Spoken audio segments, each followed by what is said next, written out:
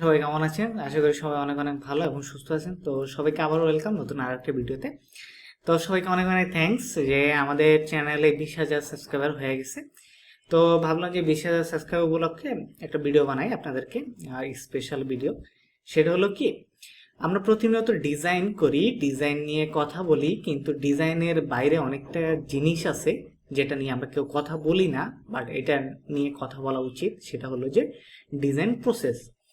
Design process এমন একটা জিনিস যেটা আমরা যদি ঠিকভাবে ফলো করি, মানে একটা ডিজাইন করার জন্য যে জিনিসটা প্রয়োজন সেটা হলো যে একটা প্রপার ডিজাইন প্রসেস, কিভাবে একটা ডিজাইন আগাবে, প্রত্যেকটা জিনিসের একটা প্রসেস আছে। তো ওই রকমই ডিজাইনের প্রসেস আছে। তো একটা ডিজাইন কিভাবে কোন ফ্লোতে আগাবে, কিভাবে কি করা হবে, তারপর কোন কোন স্টেপ থেকে কোন স্টেপে যাবে, ওই জিনিসগুলো। তো আমরা আজকে কথা বলবো ডিজাইন প্রসেস নিয়ে।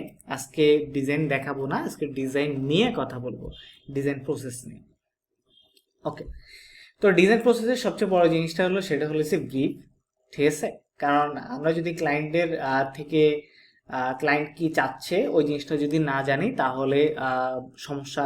মানে একটা ক্লায়েন্ট একটা জিনিস করবে, সেটা তো ক্লায়েন্টের থেকে ভালো কেউ জানবে না যে আসলে ক্লায়েন্ট কেন। মনে করেন যে ক্লায়েন্ট পুজো উপলক্ষে, ঈদ উপলক্ষে আপনার 50% ডিসকাউন্ট দিল, এই ডিসকাউন্টের আসল স্টোরিটা কি, ক্লায়েন্ট কি চাচ্ছে?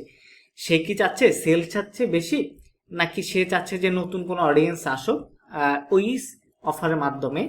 তো ওই পুরো স্টোরিটা ক্লায়েন্ট ভালো জানে, বাট আপনি জানেন যে 50% স্টোরি দিচ্ছে, ডিসকাউন্ট দিচ্ছে, বাট আপনি স্টোরিটা জানেন না যে আসলে ক্লায়েন্ট কি চাচ্ছে কি চাচ্ছে না, পিছনে স্টোরিটা কি। তো ব্রিফটা ইম্পর্টেন্ট। তো আমরা ফার্স্টে ব্রিফটা নিব, তারপরে হচ্ছে আইডেন্টিফাইটা কি। আইডেন্টিফাইটা কি হলো কি, যে এই যে জিনিসটা যে ক্লায়েন্ট যে বলতেছে আমি 50% ডিসকাউন্ট দিব, ওইটা হলো যে ক্লায়েন্টের একটা ব্রিফ। তো তার পিছনে যে জিনিসগুলো আছে, যেমন হয়েছে যে মনে করেন যে সে 50% দিয়ে ফ্যামিলিকে টার্গেট করতে চাইতেছে, মানে আইডেন্টিফাই কি, সে মেনলি টার্গেটটা করতেছে কাকে। মানে একটা ডিজাইনের তো কোনো কোনো না কোনো একটা ইয়ে থাকবে, উদ্দেশ্য থাকবে। ওই উদ্দেশ্যটা কি, মানে কাকে টার্গেট করতে চাইতেছে, কেন টার্গেট করতে চাইছে, ওই জিনিসটা আমরা ওইটাতে আইডেন্টিফাই করব। তারপর হলো যে রিসার্চ। যে মনে করেন যে 50% ডিসকাউন্ট দিলে ঈদ উপলক্ষে, তখন আমরা রিসার্চ করব যে 50% ডিসকাউন্টে কী কী টাইপ, কেমন টাইপ ডিজাইন হইতে পারে বা কী ধরনের ডিজাইন হইতে পারে।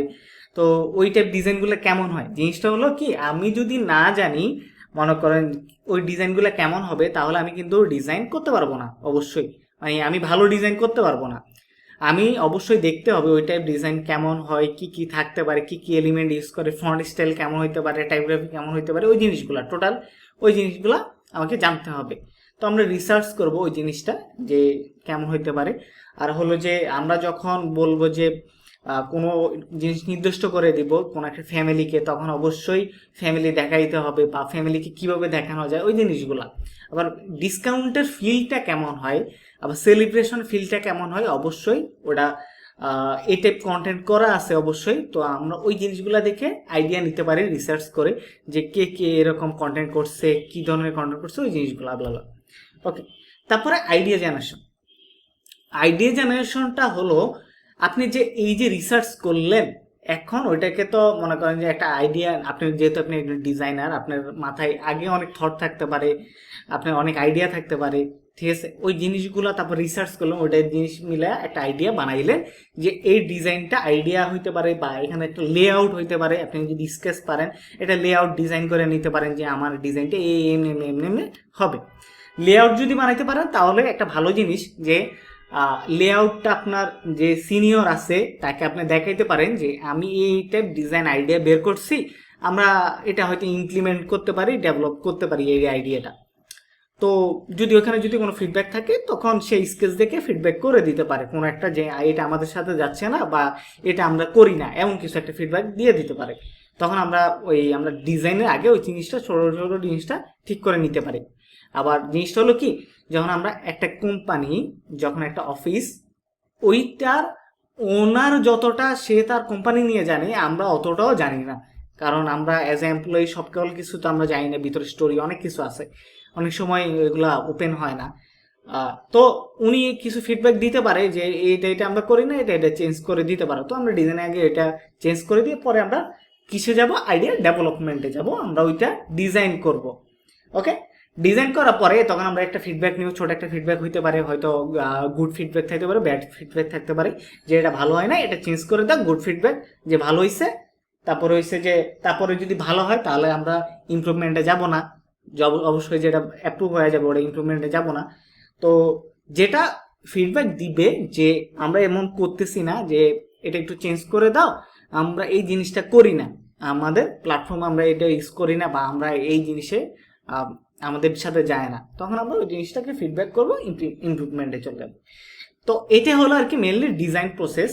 তো এইভাবে যদি আমরা যদি একটা কন্টেন্ট ক্রিয়েট করতে যাই তখন আমাদের জন্য ইজি হয়ে যায়। যেমন হয়েছে যে রিসার্চের কথা বলি, আমরা একটা ব্রিফ দিলে আমরা আমরা ক্লায়েন্টের থেকে ব্রিফ নিই না, আমরা ক্লায়েন্টকে বলি যে কি কি করবেন না করবেন, এটা হুদাই নিয়ে নিয়ে একটা জিনিস।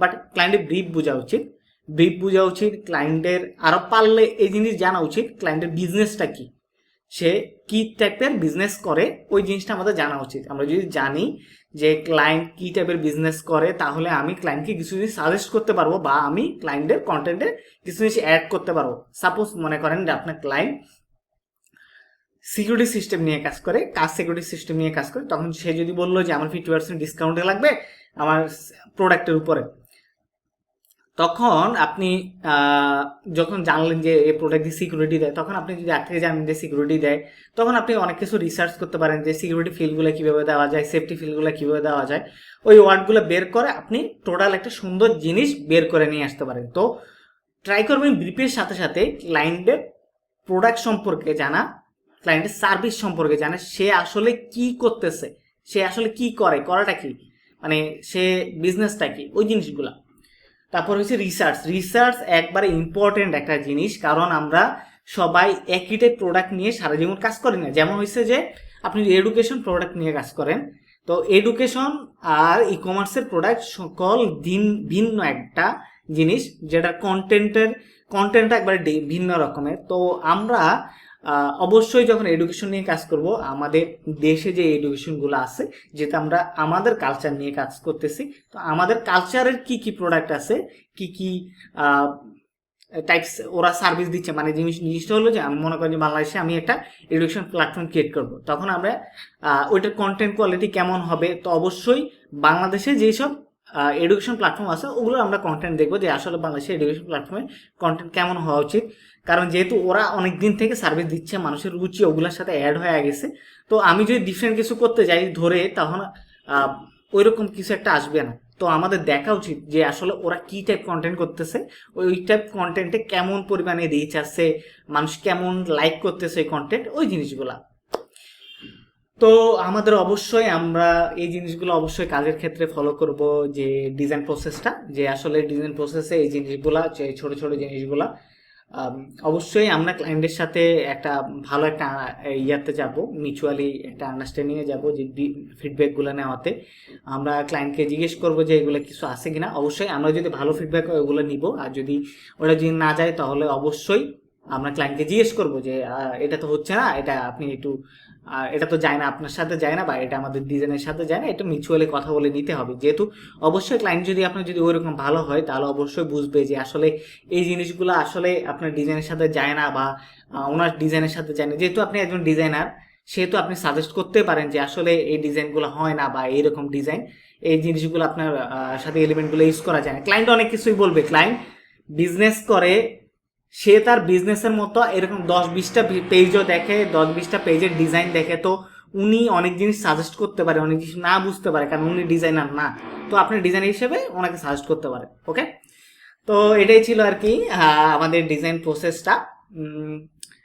অনেক বক বক করলাম আপনাদের সাথে, বাট আমি চাইছিলাম যে আপনাদেরকে ভালো একটা জিনিস দেখাইতে আমি, কারণ এই জিনিসগুলা নিয়ে আসলে কথা বললে অনেকে জানি, আবার অনেকে জানি না। এখানে বিগিনার থাকতে পারে, অনেকে সিনিয়র থাকতে পারে, সিনিয়ররা এগুলা জানি কিভাবে কাজ করতে হবে না হবে। আর যারা অবশ্যই ফ্রিল্যান্সার আছে, এটা তাদের জন্য ইম্পর্টেন্ট অনেক, কারণ ক্লায়েন্ট শুধুমাত্র একটা জিনিস বলছে, আসলে তার উপর বেস করে ডিজাইন করলে আসলে ওই আউটপুটটা দেওয়া যায় না, যতটা আমরা টোটাল ব্রিফটা ওনার থেকে টোটাল জিনিসটা সম্পর্কে জানবো, তখন আমরা ভালো একটা ওনাকে আউটপুট দিতে পারবো। কারণ আমরা দিন শেষে চাই যে আমরা ক্লায়েন্টকে একটা ভালো জিনিস দেওয়ার জন্য। তো ভালো জিনিস দিতে হলে তো অবশ্যই একটা ওয়ার্ক প্রসেসের মধ্যে দিয়ে যাইতে হবে। তখন অবশ্যই যখন আমরা একটা ওয়ার্ক প্রসেসের মধ্যে দিয়ে যাব, তখন একটা ফ্লোর উপর দিয়ে যাব, তখন আমরা একটা ভালো একটা ফিডব্যাক বের করতে পারবো, ভালো একটা ডিজাইন বের করতে পারবো। ওকে, তো সবাইকে থ্যাংক ইউ ভিডিওটা দেখার জন্য। আর আমি ট্রাই করবো যে এরকম আরও কিছু ইমোশনাল ভিডিও নিয়ে আসার জন্য। আর আপনারা কি কি সম্পর্কে জানতে চাচ্ছেন এগুলো আমাকে একটু কমেন্ট বক্সে জানাবেন। সবাইকে আবারও থ্যাংক ইউ বিশেষ সাবস্ক্রাইবের জন্য।